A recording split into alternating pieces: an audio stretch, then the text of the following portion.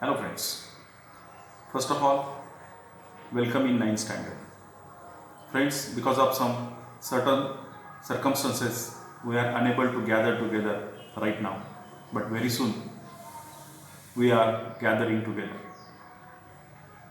But my friends, ninth standard is a very important part of your school life because ninth standard is almost a base of 10th standard, and that is why you have to be little bit careful about your academics this year as well.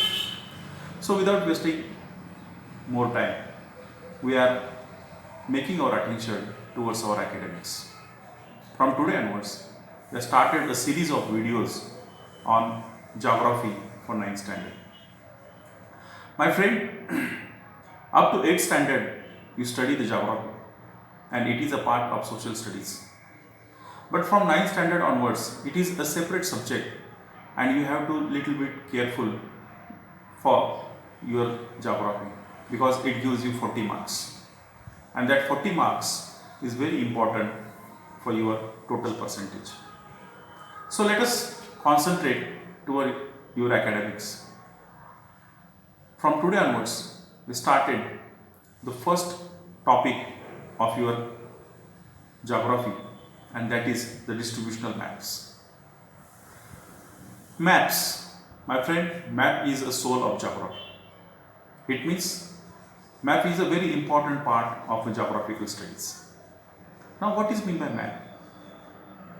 If you see the map, then within few seconds we come to know that this is the map. But if we geographically knowing the meaning of the map, then it is little bit confused. My friend, map it means a picture of a whole earth or a part of a earth which is drawn on a particular scale with the help of certain sign and symbol. And that is the actual definition of the map.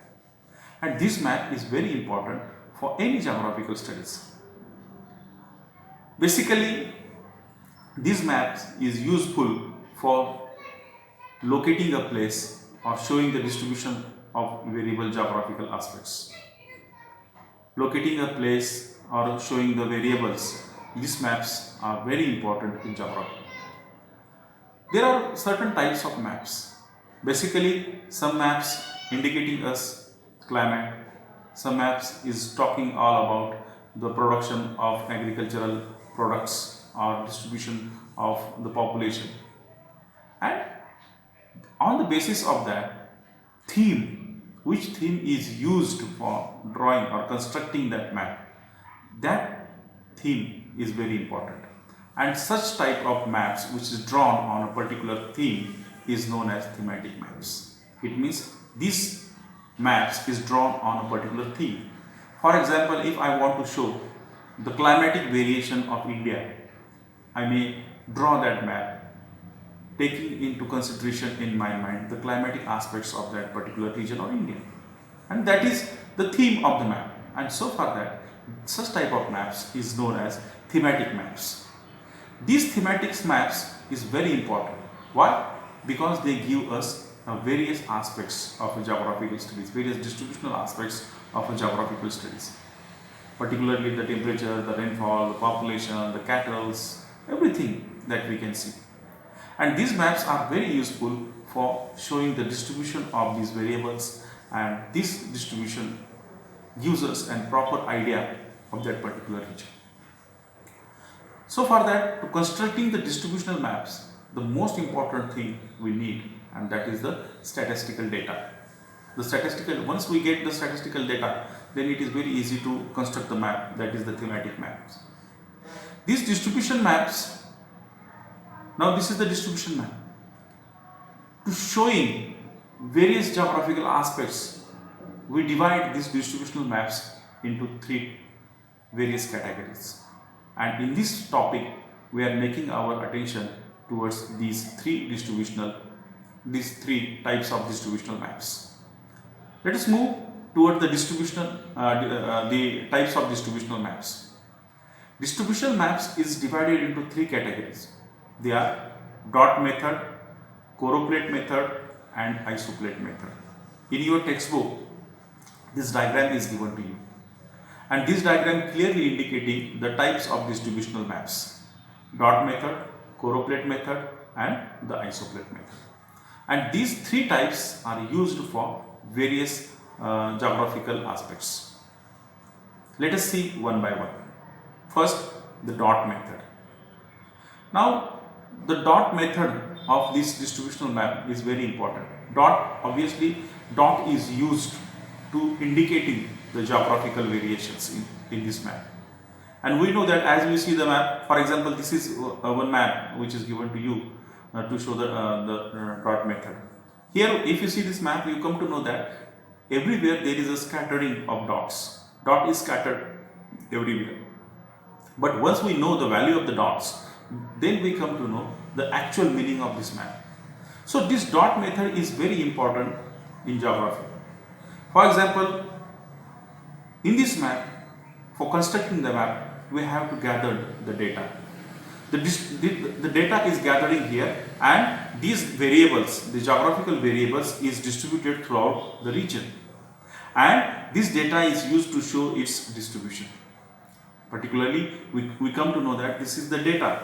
For example, certain data is given to you, and this data is scattered everywhere, but we have to gather that data.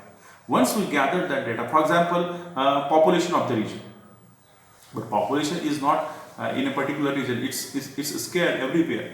But once we gathering that data, that in particular which place, how many populations are there, that once we gather the data, then to show the distribution throughout the dot method, the most important thing that we have to be, the value of the dot is to be determined. If you see this map, you may find everywhere there is dot, but this dot has certain values. And once we get the data, we have to finalize the value of the dot first. For example, this dot is equal to this much population. For example, I will take the example that one dot is equal to 10,000 population. It means if you put one dot in a particular region, it indicating the value of 10,000 population. And that is why the value, first we have to determine the value of the dot. Then the lowest and the highest value. The most important thing, we have to find out the lowest and the highest value of that given variables of the geographical data. What is the highest value of that given data, and what is the lowest value of that given data? And you have to find out the highest and the lowest value of the given data. Accordingly, you have to, the number of the data is being determined. Once you find out the highest value and the lowest value, once you finalize the value of the dot, then it is very easy, quite easy to prepare the dot method. But we have to making our three important attentions while preparing the dot method. The first one, the size of the dot. My friend, on your table, what is the size of the map? And as per the size of the map, we have to prepare, or we have to take the size of the dot. It is not too much small, or it must not be too much big. So it is on you that what size you select. So the size of the dot. The second, the density of the variables. The second important thing you have to be considered, and that is the density of the variable. The given data, the given geographical data, what is the density of that data? And as per density, you have to make the classes. You have to make the classes, and that is why the highest value and the lowest value is important. Once you know the highest value of the given data and the lowest value of the given data, then automatically you come to know the density of the given data as well. And the third one, the third important part of the preparing the dot method, and that is the scale of the map. The map which is given to you, what is the scale of that map? So these three important things are there. If you consider these three important things, then it is very easy to draw the dot method. My friends, these dots particularly which is given to you, and that dot method, to prepare a dot method, you have to making our attention to certain things as well. For example, the size of the dot should be uniform. It not like one. For example, if you select a one dot for 10,000 population, then it is equal everywhere. That is very important. Otherwise, population is 10,000 and you are making the dots of 2 or 3 different sizes. That is create confusion. So the size of the dot, it is very important, and it must be the uniform. The second, while plotting the dot, while giving the dots on the map, you have to be considered the physiography of that region, the drainage pattern of the region, and the transportation system of the region.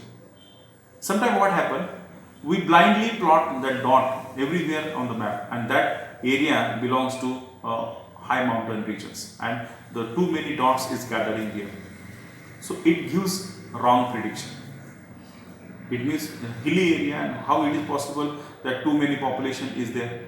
No, hilly area, there is generally in the hilly area, top of the mountain or in the deep valleys or the riverside, the population is quite low, and you have to take into consideration all these things, the physiography of that region.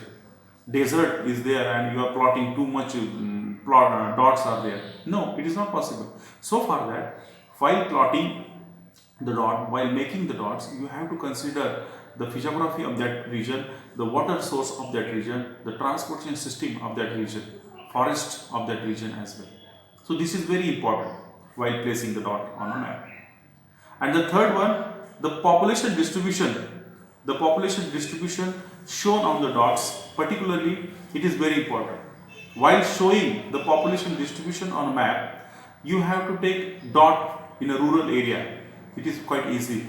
But for urban area, it is important, it is easy to make a circle because their population is quite high, and so for that you have to make circles there.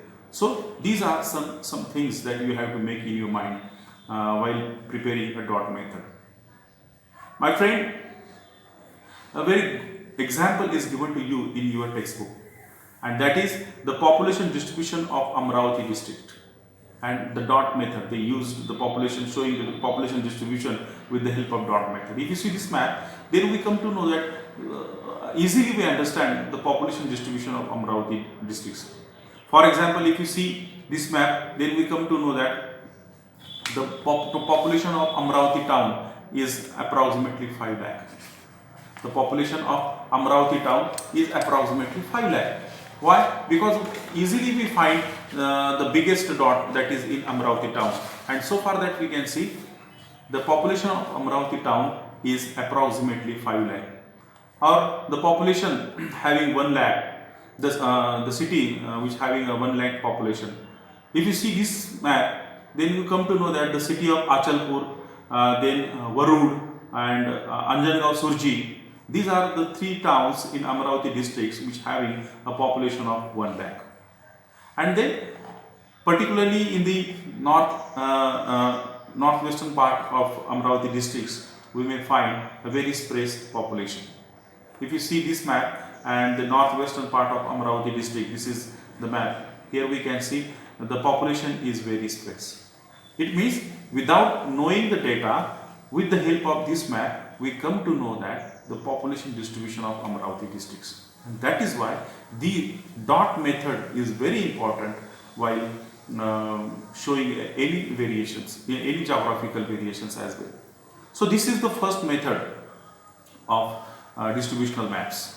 Then the rest 2 methods of distributional maps, that they are the choroplate and isoplate maps, and that we are going to discuss in next video. Thank you.